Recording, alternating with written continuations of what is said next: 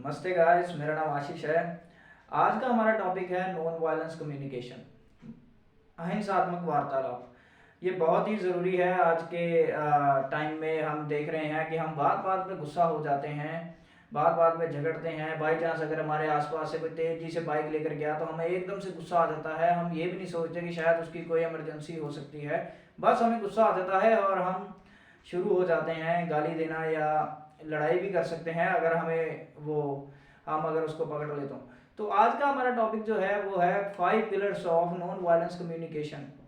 Non violence communication, ये जो 5 point हैं ये महात्मा गांधी के पोते अरुण गांधी ने अपनी किताब में लिखे हैं, गिफ्ट ऑफ द एंगर। सो ये बहुत ही खूबसूरत पॉइंट हैं। अगर आप इसको ध्यान से समझेंगे तो ये आपकी ज़िंदगी को बहुत ही खूबसूरती से बदल देगा। आप एक नई चीज़ को एक्सपीरियंस कर सकते हैं, तजुर्बा कर सकते हैं। पहला पॉइंट जो है वो है म्यूचुअल रिस्पेक्ट। म्यूचुअल रिस्पेक्ट का मतलब है एक दूसरे का सम्मान। अगर आप किसी मजदूर से मिलते हैं या किसी से भी मिलते हैं तो हम सबकी कोई ना कोई ज़रूरतें होती हैं, पर एक निजी ज़रूरत हम सबकी होती है, वो होता है सम्मान, रिस्पेक्ट। हम सब एक चीज़ के भूखे होते हैं, वो है रिस्पेक्ट। चाहे वो कोई भी हो, चाहे किस भी दर्जे में हो, समाज में किस भी वर्ण में हो, कोई भी उसका बैकग्राउंड हो, कोई भी रिलीजन हो, कोई भी जात हो, वो हर इंसान एक चीज़ का भूखा होता है, वो है रिस्पेक्ट। अगर हम उसको रिस्पेक्ट देते हैं तो उसका हमारे प्रति नज़रिया बदल जाता है, और हमें अगर कोई रिस्पेक्ट दे तो हमारा नज़रिया भी उसके प्रति बदल जाता है। और इसीलिए पहला जो अहिंसात्मक वार्तालाप, जब हम किसी से बात करते हैं तो सबसे ज़रूरी पहली चीज़ क्या होती है कि हम सामने वाले को रिस्पेक्ट दें, सम्मान दें। उससे होगा क्या कि आपकी बातचीत जो है वो शुरुआत में ही एक दोस्ताना अंदाज में बदल जाएगी। ये बात बहुत ही ज़रूरी है, सबसे ज़रूरी है। हम अगर किसी से वार्तालाप करते हैं तो हमारा एटीट्यूड ऐसा नहीं होना चाहिए कि हम अपनी ज़ुबान से ही सामने वाले की बेइज्जती कर दें। सॉरी, महात्मा बुद्धा जी ने कहा है कि शब्दों में विनाश करने की और हील करने की पावर होती है। हील यानी कि ठीक करने की भी ताकत होती है। अगर हम शब्दों का सही इस्तेमाल करते हैं तो वो एक जादू की तरह काम करते हैं।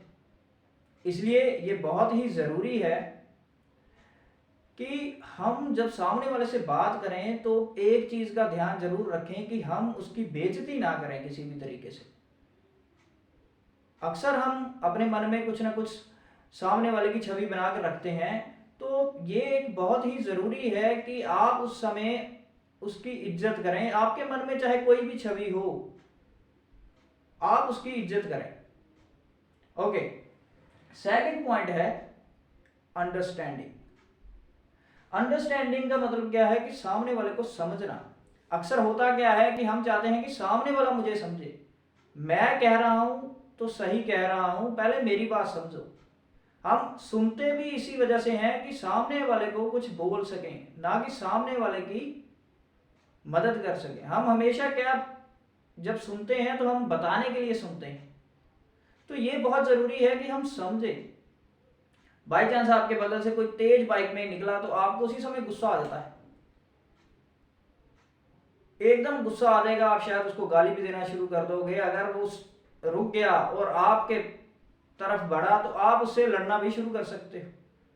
क्यों? क्योंकि आपने कुछ ऐसा समझ लिया जिसकी वजह से आपको गुस्सा आ गया। बच्चों को चलाना नहीं आता, इनको अकल नहीं है, इनको ये नहीं है। इसलिए ये बहुत ज़रूरी है कि हम अपने गुस्से को शांत रखें और समझें कि सामने वाले की कोई मजबूरी हो सकती है, मे बी उसकी कोई इमरजेंसी हो सकती है, हमें उसको समझना होगा। तो ये भी कम्युनिकेशन का एक बहुत ही इम्पोर्टेंट, वार्तालाप का एक बहुत ही इम्पोर्टेंट पॉइंट है। अगर हम किसी से वार्तालाप कर रहे हैं तो हम जब उसको सुन रहे हैं तो सिर्फ खुद की बात रखने के लिए मत सुने। हम उसको सुनते हैं तो इसलिए सुने कि हम उसको समझ रहे हैं, हम उसकी बात समझ रहे हैं, अब उसको लगेगा कि आप वाकई उसकी बात समझ रहे हैं, तो वो आपको अपनी सारी बातें बताएगा, दुख खोल के बताएगा, उस आपको अपना मित्र समझेगा, दोस्त समझेगा, और इससे आपका रिलेशन भी बढ़िया होगा। ओके, तीसरा पॉइंट है एक्सेप्टेंस। एक्सेप्ट करना यानी कि स्वीकार करना। कम्युनिकेशन में अक्सर ऐसा होता है कि हमारी बातों को कभी कभी सामने वाले को अच्छी नहीं लगती, या हमें किसी की बात अच्छी नहीं लगती। ये बहुत ही आम बात है, क्योंकि हम सब जो हैं अलग अलग दृष्टिकोण रखते हैं, अलग अलग जीवन शैली में रहते हैं, अलग अलग विचार रखते हैं। तो ये चीज़ हमें समझनी होगी कि हम सबके अलग अलग ही सोच भी है। इसलिए हमें अपनी बात मनवाने की बजाय कभी कभी दूसरों की बात भी स्वीकार करनी पड़ती है। इससे क्या होगा कि आपका जो झगड़ा है वो भी खत्म हो जाएगा।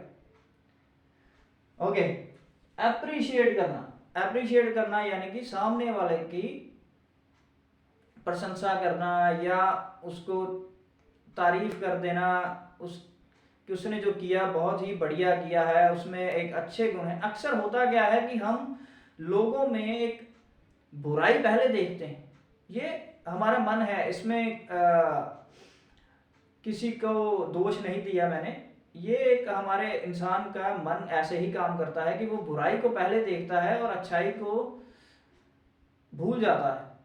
पर अक्सर अगर हम आदत बनाएं तो ये आदत बन सकती है कि हम सामने वाले के गुणों को जब देखते हैं तो तुरंत उसको प्रशंसा करें कि हाँ यार, तू वाकई बहुत अच्छा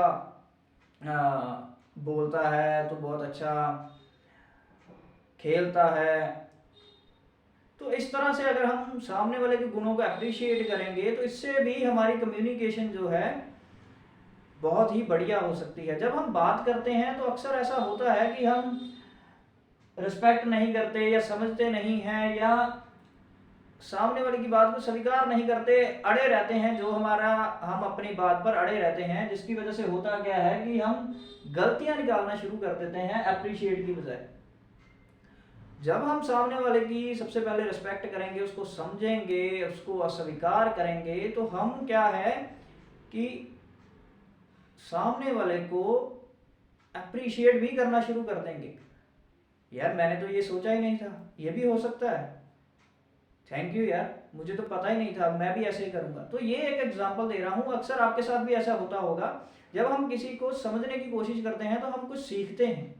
ओके, आखिरी पॉइंट है कंपैशन। कंपैशन क्या होता है? कंपैशन जो है, आप इसको हिंदी में करुणा कहते हैं, आप इसको एक भलाई भी समझ सकते हैं। जब हम खुद से ऊपर उठ के सामने वाले के बारे में सोचते हैं, सिर्फ इंसान के बारे में नहीं, पूरा एनवायरनमेंट हो जाए, अलग लिविंग बींग्स हो जाएं, जितने भी जानवर हैं या पशु पक्षी हैं या हमारी नदियां हैं, इन सब के बारे में सोचते हैं, पेड़ हैं, तो ये कंपैशन माना जाता है, करुणा माना जाता है। एक इंसान के अंदर जो जिसमें करुणा होती है वो अक्सर अपने से पहले दूसरों के बारे में सोचता है।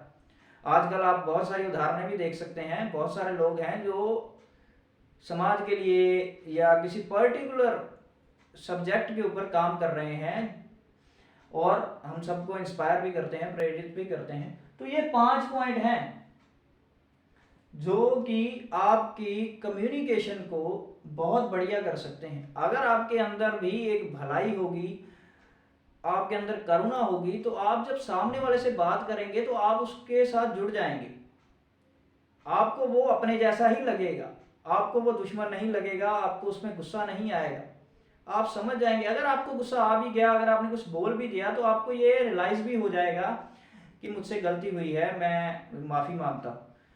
तो इसलिए ये बहुत ज़रूरी है कि हम नॉन वायलेंस कम्युनिकेशन के ये 5 पिलर्स को याद रखें, 5 पॉइंट्स जो कि बहुत ज़रूरी हैं। ये आपकी लाइफ में बहुत ज़्यादा मदद करेंगे। प्रैक्टिस की बात है, हर किसी को प्रैक्टिस करनी चाहिए, मैं भी कर रहा हूँ, आप भी करिए। मैंने आपके साथ शेयर किया है तो उम्मीद है आपको पसंद आएगा, और अगर आपको कोई चीज़ पता है तो आप भी शेयर कीजिए, इससे हम सब सीखते हैं, तो ये सीखने के लिए ही है। इसलिए धन्यवाद। अगर आपको पसंद आया तो प्लीज़ लाइक कीजिए, शेयर कीजिए। Thank you so much.